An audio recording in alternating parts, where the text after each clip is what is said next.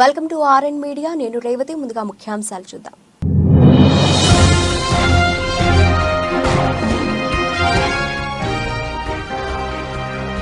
Navalny మృతికి పుతినే కారణం, సంచలన ఆరోపణలు చేసిన బైడెన్.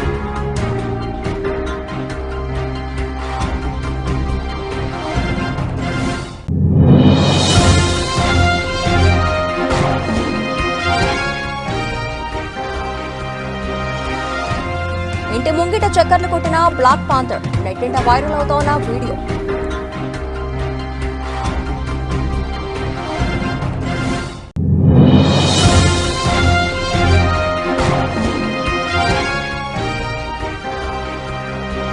ఏపీ ఫైబర్ నెట్ కేసులో సిఐడి ఛార్జ్షీట్ దాఖలు, A1 గా చంద్రబాబు.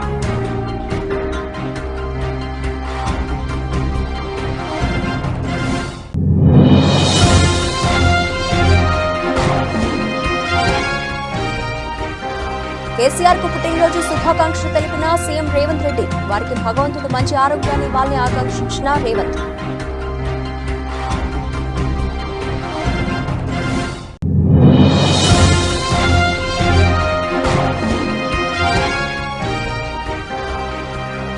కేసీఆర్ 70వ జన్మదిన వేడుకలు, తానే ఒక చరిత్ర పేరిట 30 నిమిషాల డాక్యుమెంటరీ.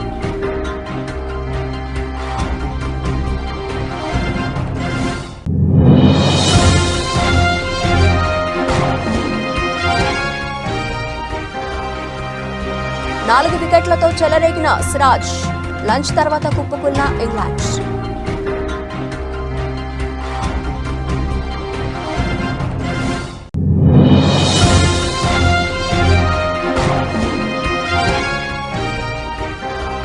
హాలీవుడ్ రేంజ్ కి తగ్గేలా లేదు. సినీ ఇండస్ట్రీలో చర్చనీయాంశంగా మారిన మహేష్ రాజమౌళి మూవీ.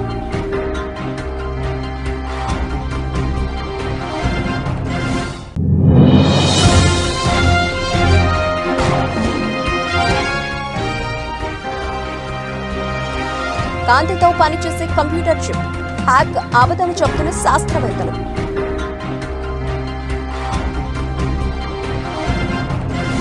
రెటిక డీటెయిల్స్ చూస్తే, రష్యా ప్రతిపక్ష నేత అలెక్సీ నావల్నీ మృతికి అధ్యక్షుడు వ్లాదిమిర్ పుతిన్ కారణమని అమెరికా అధ్యక్షుడు జో బైడెన్ అన్నారు. నావల్నీ మృతి పట్ల తీవ్ర పర్యవసానాలు తప్పవన్నారు. నావల్నీ మరణంలో ఆశ్చర్యం ఏమీ లేదని, కానీ ప్రతిపక్ష నేత మృతి చెందిన తీరు ఆగ్రహానికి లోను చేస్తోందని బైడెన్ తెలిపారు. నిజానికి నావల్నీకి ఏం జరిగిందన్న అంశంపై క్లారిటీ లేదని, కానీ పుతిన్, ఆయన అనుచరులే ఈ హత్యకు కారణమై ఉంటారని బైడెన్ చెప్పారు.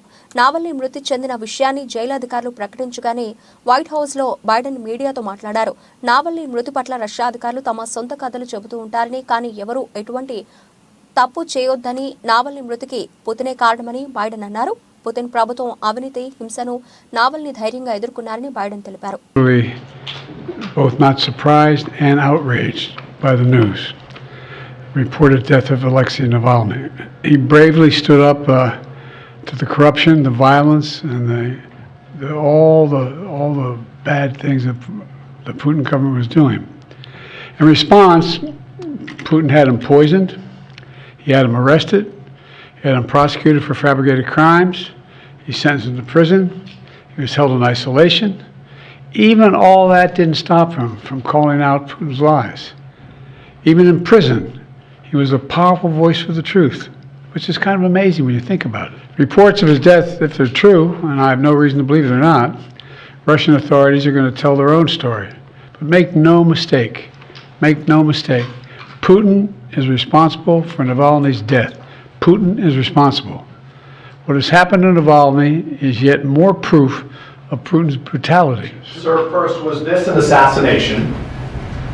The answer is that we don't know exactly what happened, but there is no doubt that the death of Navalny was the consequence of something that Putin and his thugs did. ఎంతో అరుదుగా కనిపించే black panther తాజాగా ఓ ఇంటి ఆవరణలో చక్కర్లు కొట్టింది. ఇందుకు సంబంధించిన వీడియోని ఇండియన్ ఫారెస్ట్ సర్వీస్ అధికారి పర్వీన్ కశ్వాన్ ట్విట్టర్లో పోస్ట్ చేశారు. అడవిలో ఉండాల్సిన వన్యప్రాణులు, క్రూర జంతువులు ఇటీవల కాలంలో జనావాసాల్లోకి ప్రవేశిస్తున్నాయి.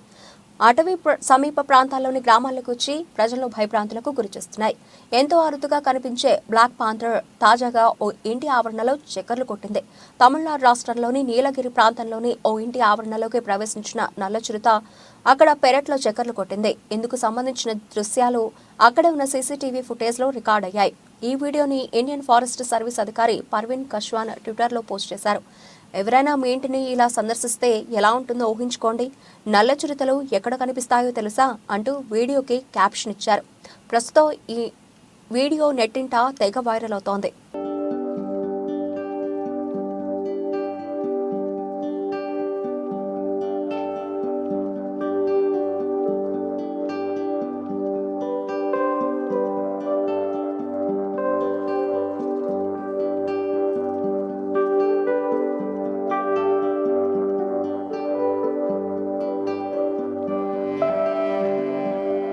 తెలుగుదేశం పార్టీ అధినేత చంద్రబాబు చుట్టూ మరో ఉచ్చు బిగుసుకుంటోంది. ఏపీ ఫైబర్ నెట్ కేసులో ప్రధాన నిందితుడిగా పేర్కొంటూ ఏసీబీ కోర్టులో సిఐడి ఛార్జ్షీట్ దాఖలు చేసింది. ఈ ఛార్జ్షీట్లో A1గా చంద్రబాబు, A2 వేమూరి హరికృష్ణ, A3గా కోకంటి సాంబశివరావును పేర్కొంది. మొత్తం 2,000 కోట్ల ఈ ప్రాజెక్టు కింద మొదటి దశలో 333 కోట్ల రూపాయల విలువైన పనుల అక్రమాలను సిఐడి ప్రత్యేక దర్యాప్తు బృందం బయటపెట్టింది.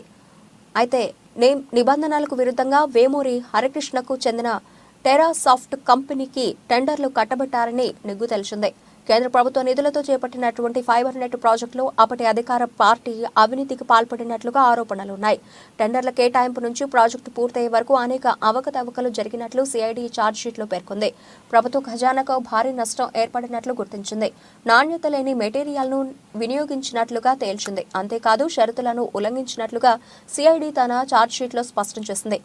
ఫైబర్ నెట్ ఒప్పందాన్ని అమలు చేసే సమయంలో జరిగిన ఉల్లంఘనలతో ప్రభుత్వానికి దాదాపు 114 కోట్ల రూపాయల మేర నష్టం వాటిల్లినట్లుగా తెలిసింది.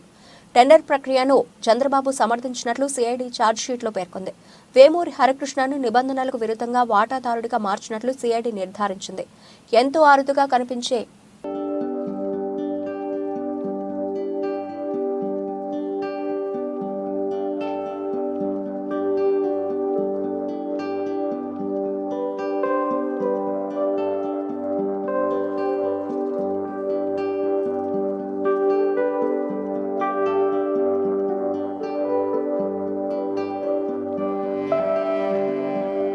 తెలంగాణ మాజీ ముఖ్యమంత్రి బీఆర్ఎస్ అధినేత కేసీఆర్ ఇవాళ్టితో 70వ ఏట అడుగుపెట్టారు. ఈ సందర్భంగా రాష్ట్ర వ్యాప్తంగా కేసీఆర్ బర్త్డే వేడుకలను బీఆర్ఎస్ శ్రేణులు, కేసీఆర్ అభిమానులు ఘనంగా నిర్వహిస్తున్నారు. కేసీఆర్ బర్త్డే సందర్భంగా పలువురు రాజకీయ, సినీ, వ్యాపార రంగాల ప్రముఖులు స్వయంగా సోషల్ మీడియా వేదికగా శుభాకాంక్షలు తెలుపుతున్నారు. తెలంగాణ ముఖ్యమంత్రి రేవంత్ రెడ్డి కేసీఆర్ కు పుట్టినరోజు శుభాకాంక్షలు తెలిపారు. ప్రస్తుతం అసెంబ్లీ సమావేశాలు జరుగుతున్న విషయం తెలిసిందే. అసెంబ్లీలో సాగునీటి ప్రాజెక్టులపై ప్రభుత్వం శ్వేతపత్రం విడుదల చేసింది. ఈ క్రమంలో ఉత్తమ్ శ్వేతపత్రాన్ని విడుదల చేశారు.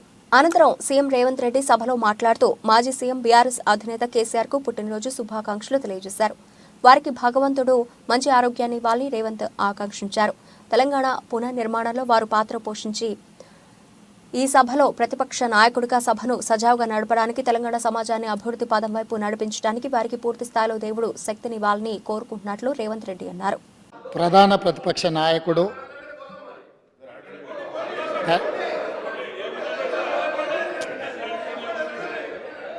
శాసనసభ్యుడిగా, రాష్ట్ర మంత్రిగా, పార్లమెంట్ సభ్యుడిగా, కేంద్ర మంత్రిగా 10 సంవత్సరాలు తెలంగాణ రాష్ట్ర ముఖ్యమంత్రిగా బాధ్యతలు నిర్వహించి 40 సంవత్సరాలు రాష్ట్ర రాజకీయాలలో, దేశ రాజకీయాలలో తన పాత్రను పోషించిన శ్రీ కల్వకుంట్ల చంద్రశేఖరరావు గారికి ఈరోజు జన్మదినము.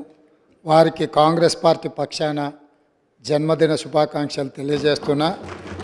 భగవంతుడు వారికి మంచి ఆరోగ్యాన్ని ఇచ్చి తెలంగాణ పునర్నిర్మాణంలో వారు పాత్ర పోషించి ఈ సభలో ప్రతిపక్ష నాయకుడిగా ఈ సభను సజావుగా నడపడానికి, తెలంగాణ సమాజాన్ని అభివృద్ధి పదం వైపు నడిపించడానికి వారికి పూర్తి స్థాయిలో దేవుడు శక్తినివ్వాలని కోరుకుంటున్నాను. అధ్యక్ష.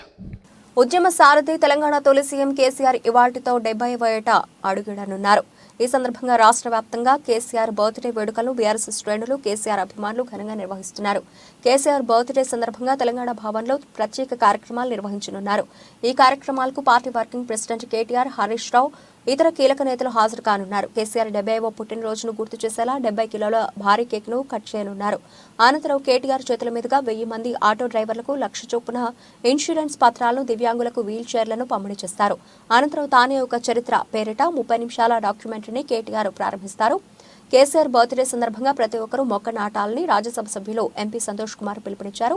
ఈ మేరకు ఎక్స్ వేదికగా ఆయన ప్రజలను కోరారు. ఇదిలా ఉంటే కేసీఆర్ బర్త్డే సందర్భంగా శుభాకాంక్షలు వెల్లువెత్తుతున్నాయి. పలువురు రాజకీయ, వ్యాపార, సినీ, ఇతర రంగాల ప్రముఖులు మాజీ సీఎం కేసీఆర్ కు పుట్టినరోజు శుభాకాంక్షలు తెలుపుతున్నారు. హర్యానా గవర్నర్ బండారు దత్తాత్రేయ కేసీఆర్ కు పుట్టినరోజు శుభాకాంక్షలు తెలిపారు. కేసీఆర్ తో తనకున్న అనుబంధాన్ని తెలియజేశారు.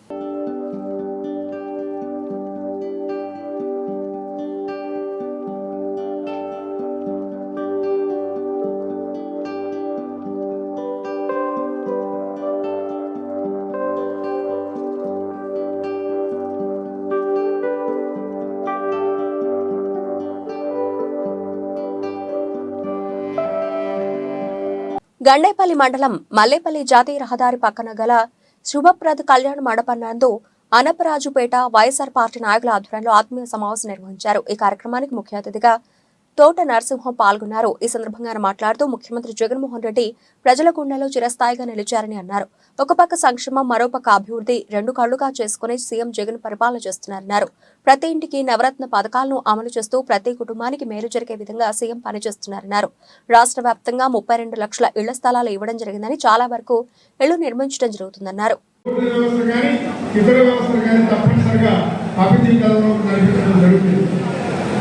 మనందరికీ తెలుసు, ఈరోజు మన రాష్ట్ర ముఖ్యమంత్రి శ్రీ వైఎస్ జగన్మోహన్ రెడ్డి గారు అనేక రకాలైన సంక్షేమ అభివృద్ధి కార్యక్రమాలు చేస్తున్నారు. మన దివంగత నేత డాక్టర్ వైఎస్ రాజశేఖర రెడ్డి గారి నాయకత్వంలో ఈరోజు మన గ్రామాల్లో కూడా అనేక కార్యక్రమాలు చేశాం. ప్రధానంగా మనకి మెట్ట ప్రాంతం, ఈరోజు మన పక్కనే గోదావరి ఉంది. ఆ గోదావరి జలాలు తీసుకొచ్చి ఈరోజు మన ప్రాంతానికి పంటలు పండించే అవకాశం కల్పించినటువంటి మహనీయుడు శ్రీ వైఎస్ రాజశేఖర రెడ్డి గారు. మనందరికీ తెలుసు, నేను ఎమ్మెల్యే కొత్తలో రాజశేఖర రెడ్డి గారు శ్రీ తోట వెంకటేశ్వరం పుష్కరించుకోని పథకాన్ని మనకి ఇచ్చి ఈరోజు గోదావరి జలాలు మన జగ్గంపేట మీదుగా ప్రతి గ్రామానికి కూడా ఆయకట్టుకి నీరు ఇచ్చే అవకాశం కల్పించారు. అలాగే మల్లేపల్లి గ్రామానికి కూడా అవకాశం కలిగింది, కొంత ప్రాంతానికి రాలేదు. ప్రజలందరూ కలిసికట్టుగా ప్రతిపక్షాల ఎత్తుగడలను చిత్తు చేస్తూ ఎవరు ఎంతమంది కలిసొచ్చినా జగనన్నను మళ్లీ ముఖ్యమంత్రిని చేయాలని రాష్ట్ర హోంమంత్రి, విపత్తుల నిర్వహణ శాఖ మంత్రి డాక్టర్ తానేటి వనిత పిలుపునిచ్చారు. శుక్రవారం గోపాలపురం మండలం కరగపాడు, కొవ్వూరుపాడు, గుడ్డిగూడెం, రేగులకుంట గ్రామాల్లో స్థానిక ప్రజాప్రతినిధులు, సచివాలయ ఉద్యోగులు, వాలంటీర్లు, నాయకులతో కలిసి గ్రామాల వారీగా సమావేశాలు నిర్వహించారు. స్థానికంగా ఉన్న సమస్యలపై చర్చించారు. ఈ సందర్భంగా హోంమంత్రి తానేటి వనిత మాట్లాడుతూ గుడ్డిగూడెం గ్రామంలో నాయకులతో సమావేశంలో గోపాలపురం నుండి సాగిపాడు వరకు గల రోడ్డు నిర్మాణానికి సోమవారం శంకుస్థాపన చేశామని ప్రకటించారు. జగనన్న ప్రభుత్వం అధికారంలోకి వచ్చిన నాటి నుంచి మేనిఫెస్టోలో 99% హామీలను అమలు చేశామని, ఇచ్చిన హామీలనే కాకుండా ఇవన్నీ హామీలను కూడా నెరవేర్చిన ఘనత సీఎం జగన్ కి దక్కిందన్నారు. పార్టీలోనే కాదు, కానీ పార్టీ కోసం, పార్టీ శ్రేయస్సు కోసం, జగనన్న కోసం మళ్ళీ మనం అధికారంలోకి రావడం కోసం, అంటే అధికారంలోకి వచ్చిన తర్వాత మనల్ని నమ్ముకున్న వాళ్ళని జాగ్రత్తగా చూసుకుని వాళ్ళకి లిఫ్ట్ ఇవ్వడం కోసం ఖచ్చితంగా మళ్ళీ మనం అధికారంలో ఉండాలి. అంటే ఇలాంటి అపోహలు, అలకలు ఇవన్నీ కూడా తగ్గించుకుని ఒక మెట్టు కిందకి దిగి, అవసరమైతే 2 మెట్లు దిగి మనం అందరినీ కలుపుకుని చక్కగా కలిసి క్రమశిక్షణతో పనిచేస్తే పార్టీ చాలా ఈజీగా విజయం సాధించవచ్చు. కానీ ఎప్పుడైతే మనము ఒకరికొకరు సెపరేట్ అయిపోయి దూరంగా ఉంటామో అది ఎదుటి వారికి మనం అవకాశం ఇచ్చిన వాళ్ళు అవుతాం. ఎందుకంటే ఈ రోజున జగనన్న మీద యుద్ధం చేయడానికి అటు తెలుగుదేశం, ఇటు జనసేన ఎలా సిద్ధంగా ఉన్నారో, ఎలా బాణాలు సంధిస్తున్నారో, ఎలా బురద జరుగుతున్నారో మీరంతా కూడా మీడియా ద్వారా చూస్తున్నారు, పేపర్స్ లో చూస్తున్నారు. జగనన్న ఎంత మంచి పాలన అందించినా కూడా దాన్ని ఎక్కడ ఎవరు ప్రశంసించరు, స్వాగతించరు. సరిగదా చేసిన మంచిని కూడా దానిలో ఏవో కోడిగుడ్డికి ఇంకలు పీకినట్టు ఏదో ఒకటి అంటే వాస్తవాలని అవాస్తవాలుగా మాట్లాడుతూ వాళ్ళకున్న మీడియా ద్వారా, వాళ్ళకున్న పేపర్స్ ద్వారా అల్లరి చేయడానికే చూస్తున్నారే తప్ప ఎక్కడా కూడా ఈ రోజున ప్రభుత్వం చేసిన మంచిని వాళ్ళు చూపించట్లేదు. అంటే వాళ్ళు ఎలాంటి దుర్బుద్ధితో ఉన్నారు, ఎలా ఈ రోజున జగన్ అన్నని ఇబ్బంది పెట్టాలని చూస్తున్నారు అనేది మనకు అర్థమవుతుంది. ఈ రోజున తెలుగుదేశం జనసేన కలిసి వెళ్ళినా కూడా వాళ్ళకి జరిగే సర్వేలలో మైలేజ్ రావట్లేదు. ఎందుకు రావట్లేదు అంటే కమలాపూర్ మండలంలోని శనిగరం, గూనిపర్తి, మాదనపేట, గోపాల్పూర్ గ్రామాలకు చెందిన పలువురు రైతులు హుజురాబాద్ కాంగ్రెస్ పార్టీ ఇన్ఛార్జ్ ఉడతల ప్రణవ్ను కలిశారు. DBM 22A 22B ద్వారా తమ గ్రామాలకు సరిగా సాగునీరు అందించడం లేదని ఆవేదన వ్యక్తం చేశారు. దీంతో రైతుల సమస్యలపై వెంటనే స్పందించిన ప్రణవ్ SRSP అధికారులతో ఫోన్లో మాట్లాడారు. రైతుల సమస్యలను అధికారుల దృష్టికి తీసుకెళ్లడంతో SRSP అధికారులు స్పందించి రైతులకు సాగునీరు వచ్చే విధంగా ప్రయత్నం చేస్తానని హామీ ఇచ్చారు.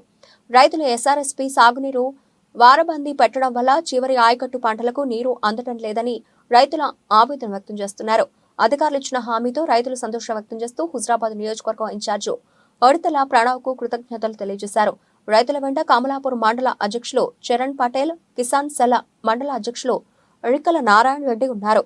రాష్ట్రంలో నిరుపేదలను, నిరుద్యోగులను పైకి లేపాలనే ముఖ్యమంత్రి జగన్మోహన్ రెడ్డి ఉన్నతమైన ఆలోచనలకు అనుగుణంగా తాను ఎంపీగా విజయం సాధించాక పార్లమెంటు కాకినాడ నియోజకవర్గ పరిధిలో లోకల్ మేనిఫెస్టో రూపొందించి పనిచేస్తానని, ఎంపీగా తనతో పాటు జిల్లాలోని 7 అసెంబ్లీ అభ్యర్థులను కూడా గెలిపించి జగన్మోహన్ రెడ్డికి కానుకగా ఇవ్వాలని వైఎస్ఆర్సీపీ కాకినాడ పార్లమెంట్ అభ్యర్థి కోఆర్డినేటర్ చలమలశెట్టి సునీల్ వైసీపీ శ్రేణులకు పిలుపునిచ్చారు.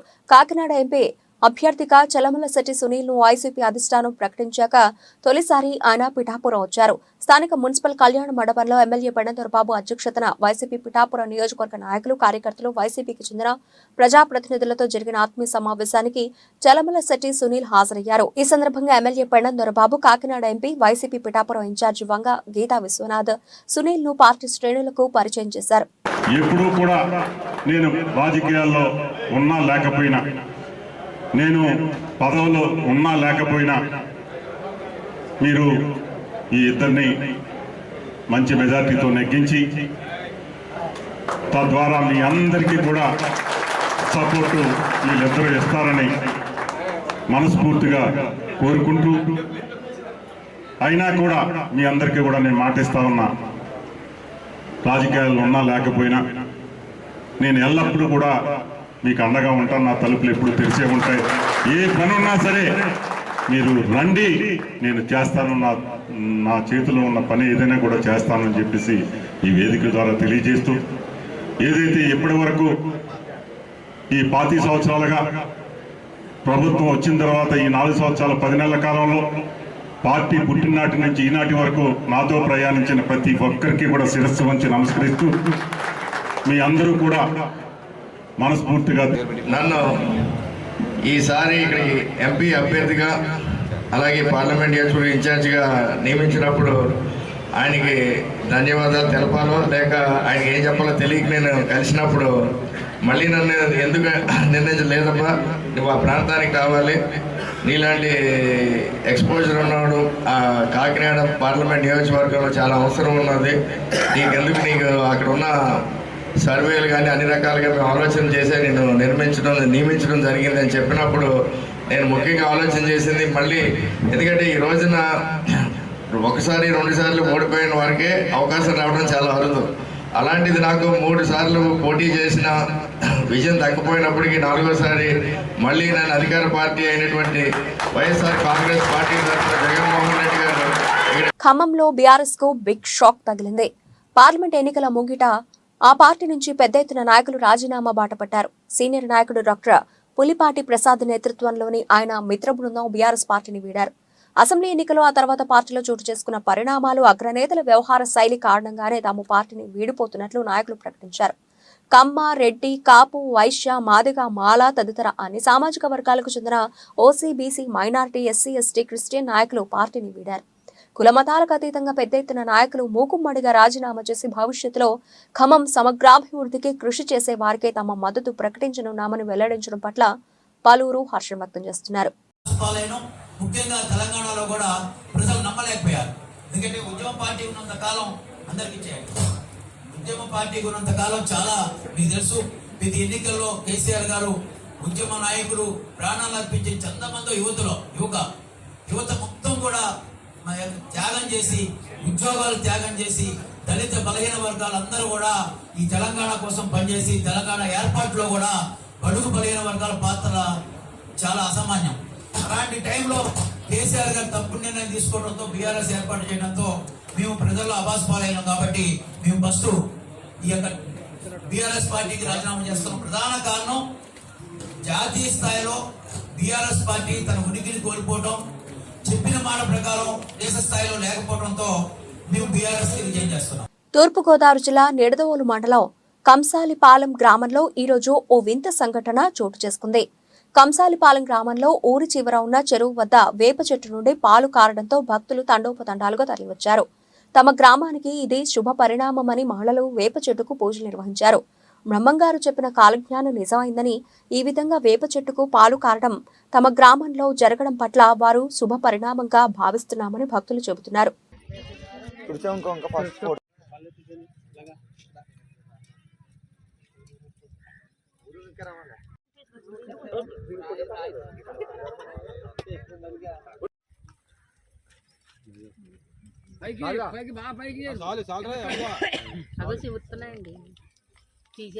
అక్కడ రావి చెట్టు కూడా వేప చెట్టు విగ్రహం వేప చెట్టు చచ్చిపోయింది అనుకుంటా.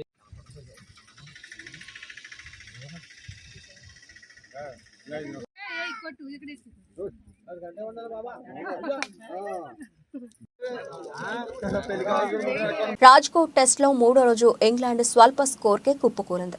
లంచ్ తర్వాత భారత బౌలర్ల చెలరేగడంతో టపాటపా వికెట్లు కోల్పోయి 319 పరుగులకే ఆలౌట్ అయింది. పేసర్ సిరాజ్ 4 వికెట్లతో ఇంగ్లాండ్ పతనాన్ని శాసించాడు. దాంతో టీమిండియాకు 126 పరుగుల ఆధిక్యం లభించింది. లంచ్కు ముందు 290/5తో పటిష్ట స్థితిలో కనిపించిన స్టోక్స్ సేన అనూహ్యంగా మరో 29 పరుగులకే చాప చుట్టేసింది. లంచ్ తర్వాత బంతి అందుకున్న జడేజా కెప్టెన్ బెన్ స్టోక్స్ ను అవుట్ చేశాడు. ఆ కాసేపటికే సిరాజ్ సూపర్ డెలివరీతో బెన్ ఫోక్స్ ను బోల్తా కొట్టించాడు. అప్పటికే ఆలౌట్ ప్రమాదంలో పడిన ఇంగ్లాండ్ 10 పరుగుల తేడాతో చివరి 3 వికెట్లు కోల్పోయింది.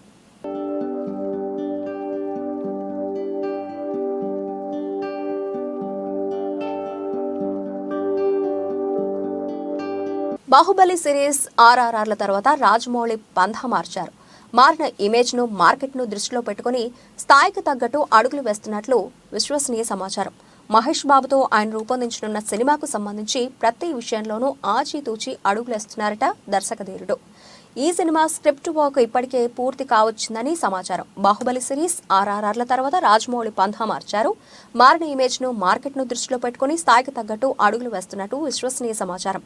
మహేష్ బాబుతో ఆయన రూపొందించనున్న సినిమాకు సంబంధించి ప్రతి విషయంలోనూ ఆచితూచి అడుగులేస్తున్నారట దర్శకధీరుడు. ఈ సినిమా స్క్రిప్ట్ వర్క్ ఇప్పటికే పూర్తి కావచ్చిందని సమాచారం. ఇక అధికారికంగా ప్రకటించి షూటింగ్ మొదలు పెట్టడమే తరువాయి. దీనికోసం అమెరికాకు చెందిన ఓ కాస్టింగ్ ఏజెన్సీతో రాజమౌళి చర్చలు జరిపారన్నది తాజా వార్త.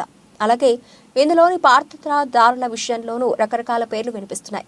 కథానాయికగా ఇండోనేషియాకు చెందిన చెల్సియా ఎలిజబెత్ ఇస్తాన్ నటించనున్నట్లు విశ్వసనీయ సమాచారం. అలాగే ప్రముఖ హాలీవుడ్ నటుడు క్రిస్ హెమ్స్వర్త్ కీలక పాత్ర పోషించనున్నట్లు తెలిసిందే. సాంకేతిక నిపుణుల విషయంలో కూడా గతానికి భిన్నంగా అడుగులేస్తున్నారు రాజమౌళి.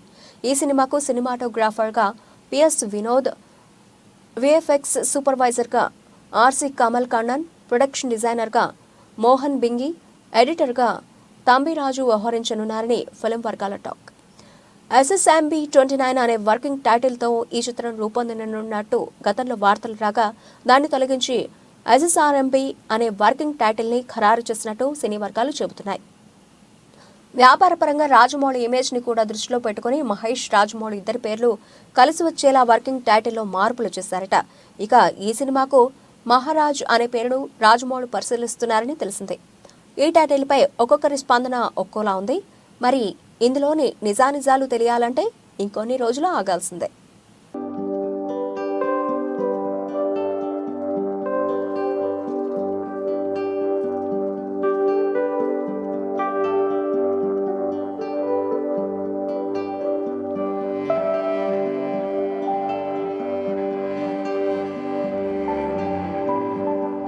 విద్యుత్ బదులుగా కాంతితో పనిచేసే కొత్త కంప్యూటర్ చిప్ను పెన్సిల్వేనియా యూనివర్సిటీ శాస్త్రవేత్తలు అభివృద్ధి చేశారు. దీని ద్వారా కృత్రిమ మేధ పద్ధతులను అభివృద్ధి చేసి డేటా బదిలీ వేగవంతంగా మరింత సామర్థ్యంతో చేయొచ్చని వారు చెబుతున్నారు.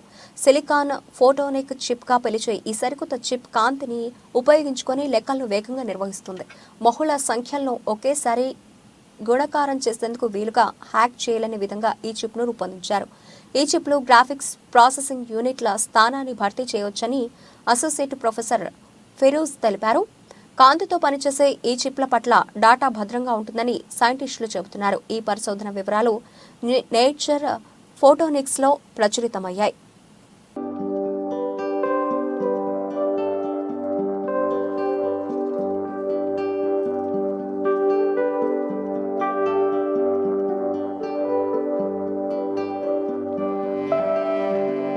బులెటిన్ ముగించే ముందు హెడ్లైన్స్ మరోసారి.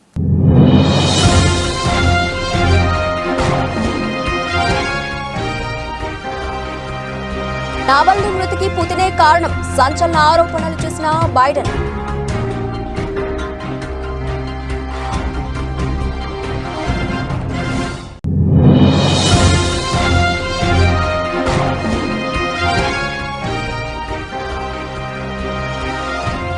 ఇంటి ముంగిట చక్కర్లు కొట్టిన బ్లాక్ పాంథర్, నెట్టింట వైరల్ అవుతోన్న వీడియో.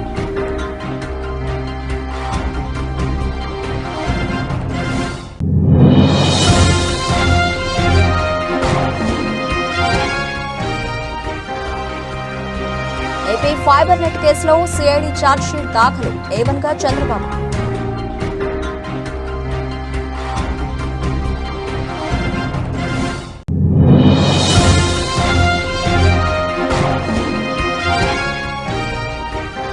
కేసీఆర్ కు పుట్టినరోజు శుభాకాంక్షలు తెలిపిన సీఎం రేవంత్ రెడ్డి, వారికి భగవంతుడు మంచి ఆరోగ్యాన్ని ఇవ్వాలని ఆకాంక్షించిన రేవంత్.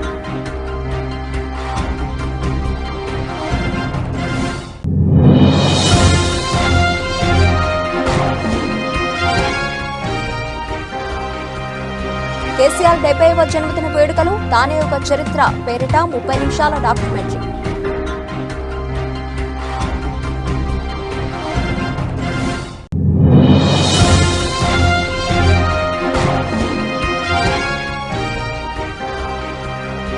నాలుగు వికెట్లతో చెలరేగిన సిరాజ్, లంచ్ తర్వాత కుప్పకున్న ఇంగ్లాండ్.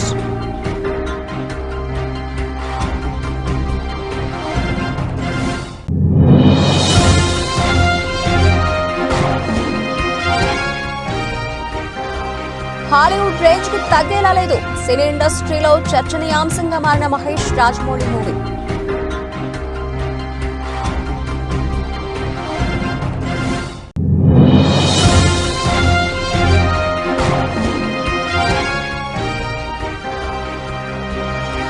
కాంతితో పనిచేసే కంప్యూటర్ చిప్ హ్యాక్ అవదని చెబుతున్న శాస్త్రవేత్తలు.